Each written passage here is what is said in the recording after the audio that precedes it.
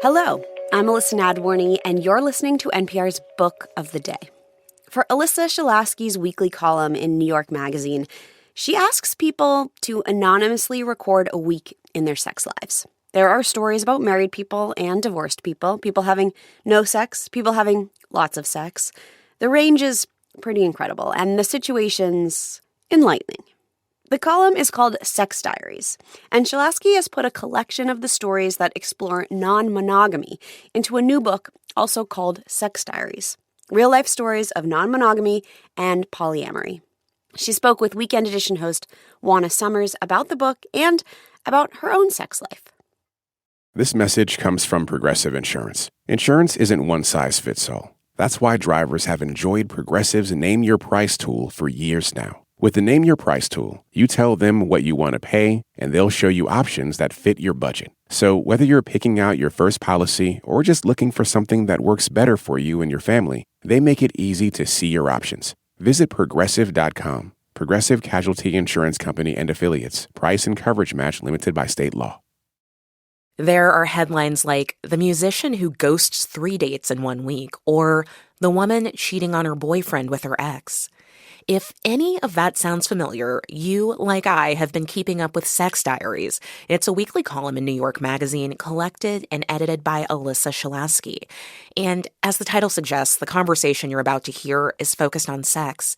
And if you're wondering why people would choose to bear the details of their intimate lives to Shelasky, you know, people love talking about sex, and if it's anything but positive, we don't do it. she says it doesn't always go well when she asks for a diary, like one time when she approached her pharmacist. He was gorgeous, looked straight out of Love Island, you know. And so eventually I said, not to make it weird, but I have this column and I would love if you would participate. And it made him really uncomfortable and I felt horrible. And he called security to escort me out. But when she gets a yes, Shelasky says she's hyper-protective of her diarists. They're always kept anonymous. And now she's turned a collection of them into a new book, also titled Sex Diaries. It's out today. One distinction from the column is that the book exclusively contains diaries from people exploring non-monogamy.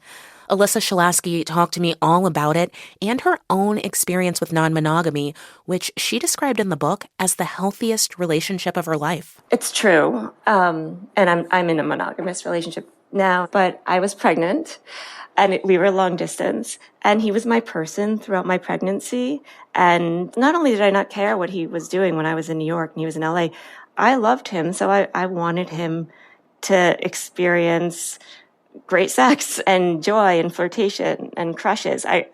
And now I know that there's a word for that, compersion, where you are just joyful and euphoric to see your partner joyful and euphoric. And I think it's a really beautiful concept and it really worked for me. One thing that people should know who aren't familiar with Sex Diaries is that in 1 minute when you're reading either the column or the stories in this book, you may be reading something racy and intimate, and in the next sentence or the next page, there's a diarist talking about just the mundane parts of their life, like making coffee and feeding their cat. Why is it important that these diaries, they aren't just the sexual, physical, intimate stuff? It's more than that.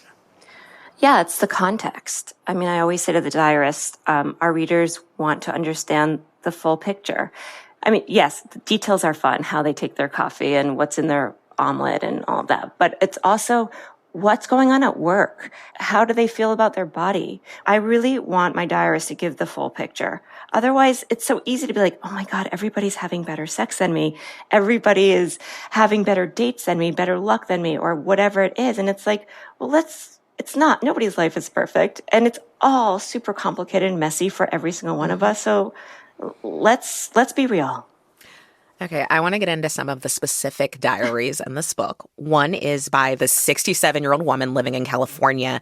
One thing that she said that stuck out to me is that this is a woman who has a number of partners, but she describes the simplicity of her life. I mean, I think for a lot of people who perhaps have never been in a non-monogamous relationship of any kind, the idea that she raises that juggling multiple partners can also be something that is an experience of simplicity, that might sound unfamiliar or unlikely. Can you say more about that? Yeah, I think it's quite logical. It's funny you say that because I think people can read, the headlines of a diary like that and like, oh, that's chaotic or that's messy. And it's like, no, I think it's logical. It's clean. It's like she understands the difference between love and sex. Both serve a different purpose. To have different men who she refuses to get in a relationship with, but she knows she deeply desires pleasure from. She, for the record, believes in constant STI testing. She's one of the most elegant and classy people I've ever encountered in my life. We should all strive to be so interesting. There are a number of sex diaries that seem to find a relationship where people are at a crossroads, like the investment banker advocating for an open marriage. This is a 44-year-old who's married, and he writes about this moment when more than 15 years into their marriage, his wife asks them this big question. She asks, have you ever had a crush on somebody and wanted to act on it? What did you take away from couples like this one? I think it's beautiful and essential.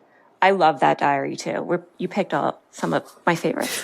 I think that is so healthy to say, I love you so much. I don't want to break up our family. I actually don't want anything to change, but I think I need to have sex with somebody else.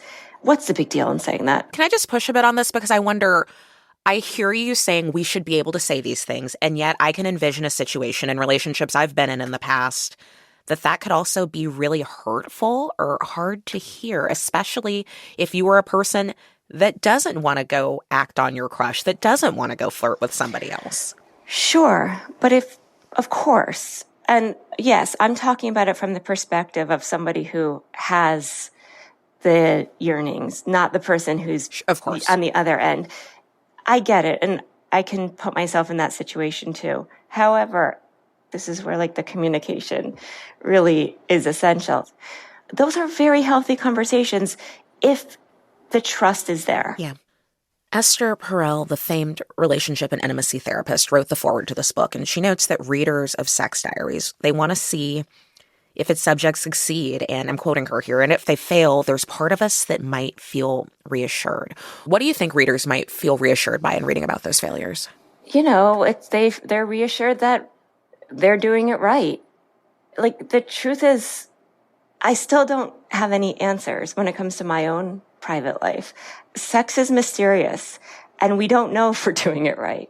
And so I think we cling on to any piece of evidence that we're going to be okay. I mean, Alyssa, this is your job. It pays the bills. But you've also talked about how doing this work has given you hope. Can you talk about what it is that makes you so hopeful after collecting so many of these stories and helping people share themselves? I think we're moving in a very positive direction in terms of our romantic relationships. I think that with the language that's out there, with the discourse that's out there, we are really moving to a place where women in particular feel empowered to say, this is what I'm looking for. This is not for me. Where do you fit in there? I hope, at least, and I'm seeing it more and more in my diaries. I'm seeing people who are truly empowered and who strive to be an individual within a couple. And I think that it's a really important piece of a healthy relationship. You have to know who you are, what you want, and not be afraid to say it out loud. We've been speaking with Alyssa Shelasky. She writes the Sex Diaries column for New York Magazine, and her book, Sex Diaries, Real-Life Stories of Non-Monogamy and Polyamory, is out now. Alyssa, it's been such a pleasure. Thank you so much.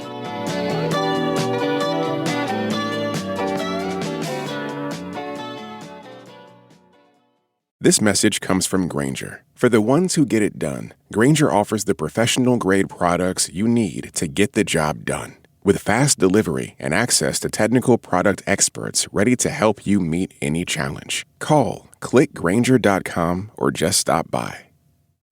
Support for NPR and the following message come from Disney. What does it take to build a world people never want to leave? Hear from James Cameron, Jon Favreau, Kevin Feige, and more in director Leslie Iwerks' Disney World Builders, coming to Disney Plus on August 20th.